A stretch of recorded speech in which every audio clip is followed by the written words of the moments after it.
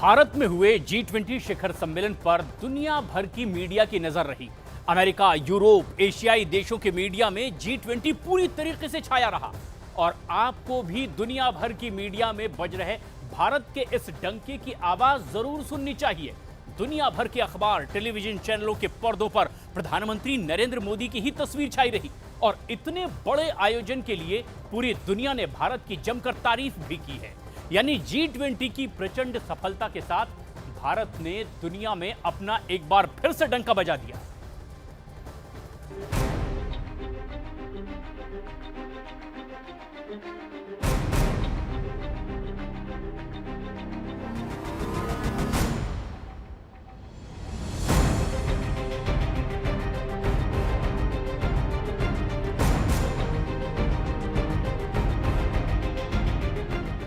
दुनिया भर के अखबार, न्यूज चैनल सिर्फ भारत भारत कर रहे हैं।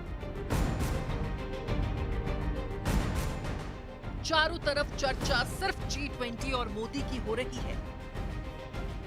दुनिया भर के अखबारों में मोदी की गूंज है। अमेरिका से लेकर इटली तक और बांग्लादेश से लेकर ब्राजील तक अखबार के पन्ने मोदी की तारीफों से पटे पड़े हैं।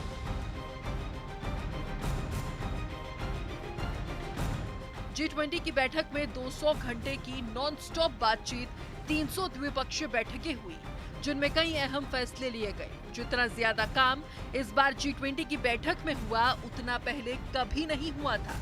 इसलिए भारत ने दुनिया भर के मीडिया में खूब वाहवाही बटोरी।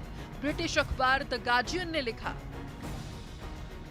G20 के लिए ये चुनौतीपूर्ण साल रहा है। मोदी ये दिखाना चाहते थे कि वो अपने देश में हुए G20 सम्मेलन में वैश्विक विभाजन को पाट सकते हैं और G20 के पहले दिन ही वो आम सहमति पर पहुंच गए।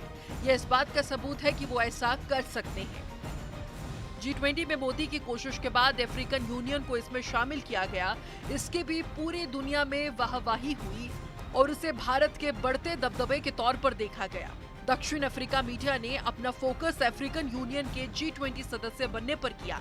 न्यूज 24 ने लिखा, प्रधानमंत्री नरेंद्र मोदी एक प्रमुख ताकत के तौर पर भारत की साख बढ़ाने की कोशिश में लगे हैं। उन्होंने यूरोपियन यूनियन के तर्ज पर ही G20 में अफ्रीकी संघ की सदस्यता का ऐलान कर एक बड़ा कदम उठाया है। इतना ही नहीं, ब्लूमबर्ग ने भी भारत की उभरती हुई ताकत की तारीफ की। जर्मनी की मीडिया में भी भारत की तूती बोलती दिखाई दी। DW ने G20 शिखर सम्मेलन की खबरों को प्रमुखता से दिखाया। DW ने अपनी एक रिपोर्ट में लिखा, रूस और ब्राजील ने दिल्ली में हुए G20 शिखर सम्मेलन के नतीजों की सराहना की। असल में भारत किसी भी प्रस्ताव को बेस पर रखने तक सीमित रहने वाला देश नहीं है। G20 शिखर सम्मेलन में प्रधानमंत्री नरेंद्र मोदी की कोशिश रही कि पास प्रस्तावों को अमली जामा पहनाया जाए। इसलिए पूरी दुनिया भारत की तारीफ कर रही है और G20 शिखर सम्मेलन को सफल बता रही है।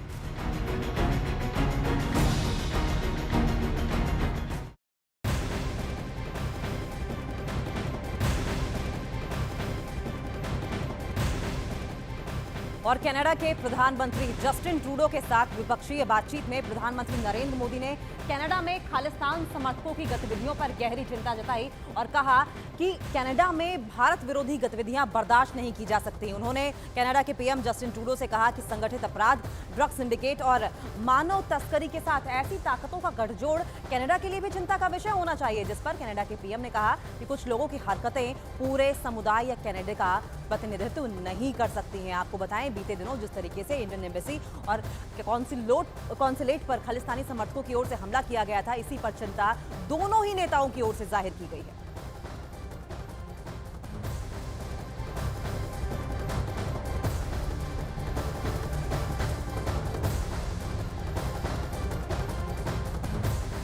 G20 में भारत ने दुनिया के दिग्गजों को एक बड़ा मंच दिया है।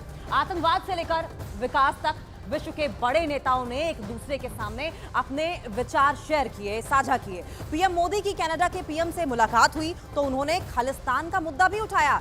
जहां पहले तो ट्रूडो खालिस्तान पर सफाई देते दिखे और फिर आतंकवाद के खिलाफ एकजुट होने का वादा भी करते हुए दिखाई दिए।